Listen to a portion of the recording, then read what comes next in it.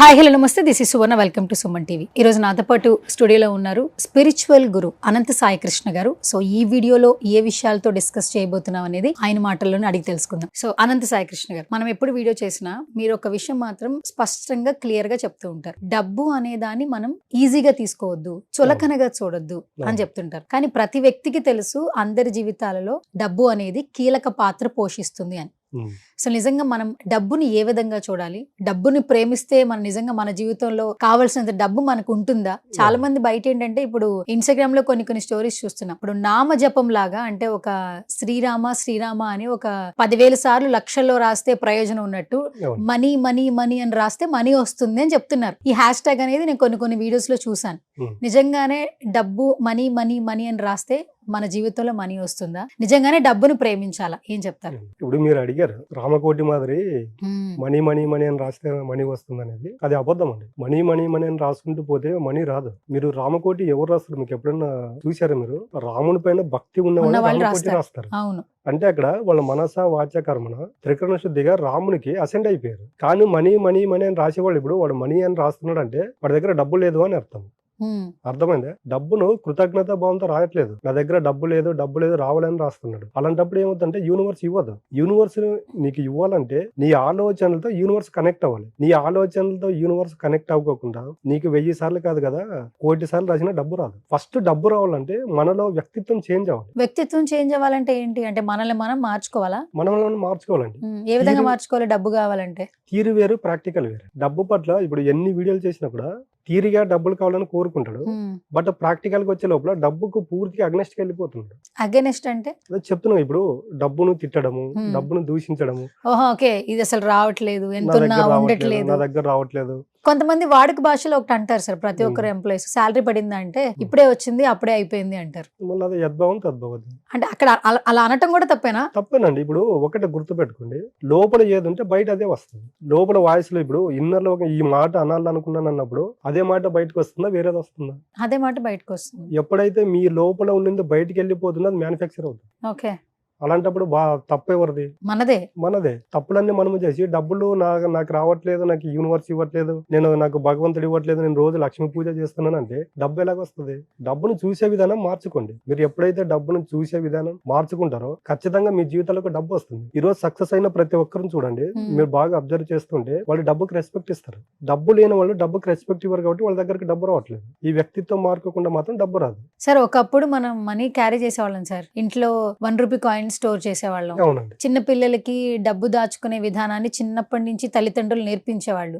అంటే వాళ్ళకేదో సేవింగ్స్ ఇస్తున్నట్లు అదొక అవగాహన, బిహేవియర్ కూడా. అంటే డబ్బుకి ప్రాధాన్యత ఎలా ఉంటుంది అనేది చెప్తారు తల్లిదండ్రులు. ఈ రోజుల్లో ఈ పరిగెడుతున్న టైంలో ప్రతి ఒక్కరు ఎంతమంది డబ్బులు ఇంట్లో పెట్టుకుంటున్నారంటే ఎవరి దగ్గర ఉండట్లేదు.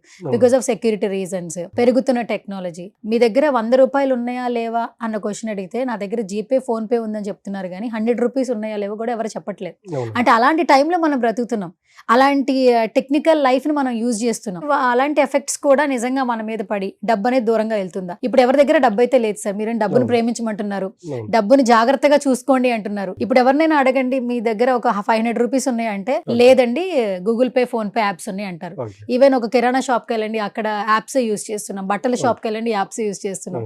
డబ్బు మనకి దగ్గరగా లేదు కానీ డబ్బు మా దగ్గరకు రావాలని కోరుకుంటున్నాం. దీని వల్ల ఏమైనా మైనస్ జరిగే అవకాశాలు ఉన్నాయా? ఖచ్చితంగా అండి. ఇప్పుడు మీరే అడిగారు అంతా డిజిటల్ యుగం అని. ఇప్పుడు యాప్ లోకి వెళ్తారు, జీపే ఓపెన్ చేసి మీ బ్యాలెన్స్ చెక్ చేసుకున్నప్పుడు, మీ బ్యాలెన్స్ చూసినప్పుడు నిజాలు మాట్లాడుకుందాము, మీ యొక్క ఫీలింగ్స్ ఎలాగుంటాయి? బ్యాలెన్స్ చూసినప్పుడు హ్యాపీగా వస్తుంది కదా, డబ్బు నా డబ్బులు అని ఫీలింగ్ ఉంటది. అది చాలా రాంగ్. మీరు ఎవరైనా అడగండి, బ్యాలెన్స్ చెక్ చేసుకున్నప్పుడు అరే నా దగ్గర ఇంత తక్కువ అమౌంట్ ఉందా అనుకుంటారు చాలా మంది. తక్కువ ఉంటే తక్కువ ఫీల్ ఉంటుంది సార్. అదే 1 కోటి రూపాయలు అంటే నేను ఎందుకు హ్యాపీ ఫీల్ అవుతా కదా. అదే కదా, అక్కడ అకౌంట్ లో 1 కోటి రూపాయలు పెట్టుకోవాలనే ఆలోచన వీళ్ళు చేయట్లేదు కదా. అచ్చా, ఓకే.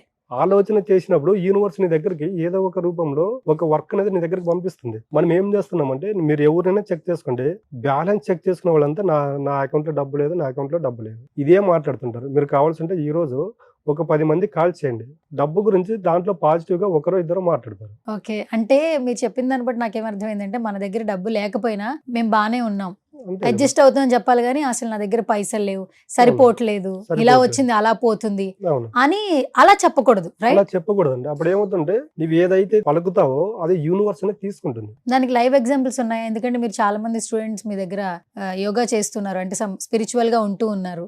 అవునండి, మీరు లైవ్ ఎగ్జాంపుల్స్ చూసారా కొంతమందిలో? ఖచ్చితంగా అండి. ఇప్పుడు మా దగ్గర చాలా మంది వస్తుంటారు. వాళ్ళు స్టార్టింగ్ లో వచ్చినప్పుడు ఎలాగున్నారు, మనం చెప్తున్నాం కదా, మనది ఏదైనా కూడా 41 days ఉంటుంది. 41 days మేము చెప్పిన ఫార్ములా ఫాలో అవుతారంటే వాళ్ళు మా క్లాస్ లో అలౌ చేస్తాం. ఈ 41 days లో ఏం చేస్తామంటే డబ్బు అంటే ఏంటి, డబ్బు ప్రాముఖ్యత ఏంటి, డబ్బు ఉండడం వల్ల మన జీవితంలో జరిగే మార్పులు ఏంటి, డబ్బు పట్ల ఎలాగ ఉండాలనేది చూపిస్తాం. అక్కడ నీ పాకెట్ లో 10 రూపాయలే ఉంది అనుకోండి, దానికి కృతజ్ఞత భావంతో ఉంది ఎప్పుడో ఒకసారి. అలా ఉన్నప్పుడు ఏమవుతుందంటే ఆ 10 రూపాయలకి ఇంకో 10 రూపాయలు మన దగ్గర యాడ్ అవుతుంది.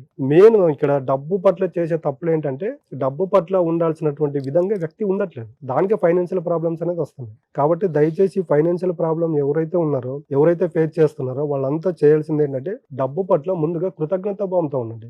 ఒకసారి ఎప్పుడైతే డబ్బును మనం చూసే విధానం మారిపోతుందో, మనం ఖర్చు పెట్టేటప్పుడు కూడా అరే నా దగ్గర నుంచి డబ్బు ఖర్చుగా వెళ్ళిపోతుంది కదా అనే బాధ ఉండదు. సరే నా దగ్గర నుంచి డబ్బు వెళ్ళింది, ఏదో ఒక దానికి ఉపయోగపడింది, తిరిగి మళ్ళీ నా దగ్గరకు వస్తుందనే ఆలోచన ధోరణి మా వ్యక్తిలో ఉంటుంది.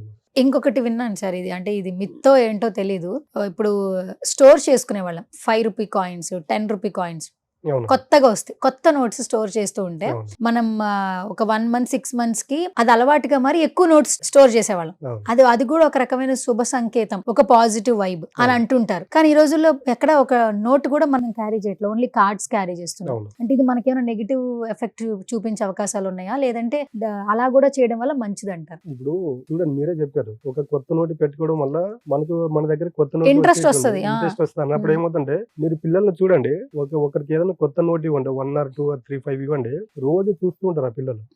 అది చూస్తున్నప్పుడు ఏమవుతుంటే వాళ్ళకి తెలియకుండానే ఇంటికి బంధువులు రావడం వల్ల తర్వాత ఎవరో వచ్చి అనుకోకుండా వాళ్ళకి పిల్లలకి డబ్బులు ఇచ్చి వెళ్తారు. ఇది మనం కొట్టిపడేస్తాం కానీ పిల్లల్ని చూడండి, పిల్లలు ఏదంటే గుడ్డిగా నమ్మేస్తారు. నా దగ్గర ఈ డబ్బులు ఉన్నాయి, నా దగ్గరికి ఇంకా కొత్త నోట్లు వస్తాయన్నప్పుడు ఏమవుతుంటే ఆ పిల్లల యొక్క ఆలోచన యూనివర్స్ లోకి వెళ్ళిపోతుంది. ఎప్పుడైతే ఒక ఆలోచన యూనివర్స్ లోకి వెళ్ళినప్పుడు ఏమవుతుందంటే రిజల్ట్ తీసుకొస్తుంది. కాబట్టి పిల్లలు ఎప్పుడైతే సాక్షిభూతంగా ఉంటారు, దేనికి ఎక్కువ స్పందించారు, ఇది ఉందా దాంతో అడ్జస్ట్ అయిపోతారు. మనం అలా కాదు కదా, ఈ డబ్బులు నా దగ్గర లేవు అన్నప్పుడు అంటే యద్భావం తద్భవతి. నీ దగ్గర డబ్బులు లేవనుకుంటున్నావు అంటే డబ్బు రావట్లేదు. నేను ఏం చెప్తున్నా అంటే ఇప్పుడు అంతా మీరే చెప్పారు, జీపీ ఫోన్ పే ఇవన్నీ ఉన్నాయి కదా, మీరు నైట్ పడకపోయే ముందు ఒకసారి వాటిని బ్యాలెన్స్ చెక్ చేసుకుని ఈ రోజు నా అకౌంట్ లో ఉన్నటువంటి ఈ డబ్బుకు నాకు అన్ని రకాలుగా ఉపయోగపడిన ఈ డబ్బుకు మనస వాచ కర్మణ త్రికరణ శుద్ధిగా కృతజ్ఞత భావం తెలుపుకుంటున్నాను. ఈ విధంగా పాజిటివ్ ఆలోచనతో పడుకున్నారనుకోండి, డబ్బు పట్ల మీ యొక్క ఆలోచనలు మారిపోతాయి. ఓకే, అంటే ఇప్పుడు మనల్ని ఎలా ప్రేమించుకుంటామో డబ్బుని కూడా అలా ప్రేమించాలంటున్నారు మీరు? ఖచ్చితంగా అండి. ఇప్పుడు మనం ఎవరినైతే ఇష్టపూర్వకంగా లవ్ చేస్తామో అదే వ్యక్తిత్వంతో డబ్బును కూడా ప్రేమిస్తే డబ్బు మన దగ్గరకు వస్తుంది. ఓకే, సరే, డబ్బు ఇంపార్టెన్స్ చెప్పారు. నిజంగా చాలా మంది అనుకుంటారు ధనవంతులు అయిపోవాలి మేము అని అనుకుంటూ ఉంటారు. ఇంకొంతమంది ఏంటంటే మా పిల్లల భవిష్యత్తు బాగుంటే చాలు. అంటే డబ్బు అనేది కొంతమందికి అవసరం, కొంతమందికి అత్యాశ. అవసరానికి అత్యాశకి చాలా వ్యత్యాసం ఉంది. సో అవసరం ఉన్న వాడికి డబ్బు సరిగా సరిపోవట్లేదు, అవసరం లేని వారికి ఎక్కువగా డబ్బులు, అంటే ధనవంతుడు ఇంకా ధనవంతుడే అవుతున్నాడు, పేదవాడు ఇంకా పేదవాడిగా మిగిలిపోతున్నాడు. అలా మిగిలిపోవడానికి ఏమైనా రీజన్స్ చెప్పగలరా మీరు? ఇప్పుడు మీరే చెప్పారు, ధనవంతుడు ధనవంతుడిగా మారుతున్నాడు, పేదవాడు పేదవాడిగా మారుతున్నారు. ఇప్పుడు ఫ్రెండ్ సర్కిల్ ప్రతి ఒక్కరికి ఉంటుంది, రెండుగా డివైడ్ చేయండి, మీకు తెలిసిపోతా నేను చెప్పేది నిజమా అబద్ధం అనేది. డబ్బు ఉన్న వాళ్ళ పట్ల ఒక 5 నిమిషాలు మాట్లాడండి, 10 మందితో మాట్లాడండి. వాళ్ళు డబ్బు పట్ల ఎలాగుంటారంటే మనం ఇందాక మాట్లాడుకున్నాం కదా, ప్రేమతత్వము కృతజ్ఞత భావంతో ఉంటారు. నేను ఈ రోజు ఈ విధంగా ఉన్నానంటే దానికి డబ్బు కారణం రా, నాకు ఈ డబ్బు వచ్చింది కాబట్టి నేను ఈ హౌస్ కొనుక్కున్నాను, ఈ విల్లా కొనుక్కున్నాను, ఈ కార్ కొనుక్కున్నాను కాబట్టి అని డబ్బు పట్ల పాజిటివ్ గా మాట్లాడారు. ఓకే, సో మొత్తానికి మనం ధనవంతులుగా ఉండాలి అంటే ప్రతి ఒక్క వ్యక్తి తీసుకోవాల్సిన జాగ్రత్తలు ఏంటి, ఏం చెప్తారు? అదే చెప్తున్నావు, డబ్బు అనేది ఇక్కడ చూడండి, యూనివర్స్ సిద్ధాంతం అనేది ఒకటే. మీరు ఏ భగవంతునైనా పూజించండి, భగవంతుని సిద్ధాంతం కూడా ఒకటే. మీరు దేని పట్ల అయితే ప్రేమతత్వము కృతజ్ఞత భావంతో ఉంటారో అది ఖచ్చితంగా మీ జీవితాలకు వచ్చి తీరుతుంది. అది డబ్బు కావచ్చు, ఇతరుల పట్ల ప్రేమ కావచ్చు, వస్తువు కావచ్చు, మనం కోరుకున్నది ఏదైనా ఒక దాని పట్ల ప్రేమతత్వము కృతజ్ఞత భావంతో ఎప్పుడైతే ఉంటామో ఎక్కడ ఉన్నా కూడా ఈ యూనివర్స్ లో ఎక్కడ ఉన్నా అది మన దగ్గరకు వచ్చి తీరుతుంది. ఇలాంటి వ్యక్తిత్వంతో ఉండండి. ఖచ్చితంగా ఎవరైతే పేదరికంతో బాధపడుతుంటారో వాళ్ళకి ఏమవుతుందంటే మల్టిపుల్ ఛాయిస్ లో డబ్బు వాళ్ళ దగ్గరికి రావడం జరుగుతుంది. Okay, yes. అనంత సాయి కృష్ణ గారు గత కొన్ని రోజుల నుంచి కూడా సుమన్ టీవీలో స్పిరిచువల్ కి సంబంధించి చాలా విషయాలు షేర్ చేస్తూ ఉన్నారు. అండ్ చాలా మంది కూడా స్పిరిచువల్ గా ఎవరైతే ఫాలో అవుతున్నారో వాళ్ళ లైఫ్ స్టైల్ కూడా చేంజ్ చేసుకోవడం జరుగుతోంది. ఆధ్యాత్మికంగా కావచ్చు, ఆర్థిక ఇబ్బందులున్నా కూడా, ఇంకా ఎటువంటి సమస్యలున్నా కూడా పరిష్కార మార్గాల కోసం వేచి చూస్తున్నారా? అయితే స్క్రీన్ మీద కనిపిస్తున్న నెంబర్స్ కి కాల్ చేయొచ్చు, పరిష్కార మార్గాలు తెలుసుకోవచ్చు. అదే కాకుండా స్పిరిచువల్ గా వెళ్ళాలి, స్పిరిచువల్ గా ఇంకా ఎక్కువగా శోధన చేసుకోవాలి అనుకుంటా కూడా స్క్రీన్ మీద కనిపిస్తున్న నెంబర్స్ కి కాల్ చేస్తే వాళ్ళ క్లాసెస్ గురించి కూడా ఇన్ఫర్మేషన్ అనేది మీకు ఇవ్వడం జరుగుతుంది. ఇది వాళ్ళ special video. This is Suvarna signing off.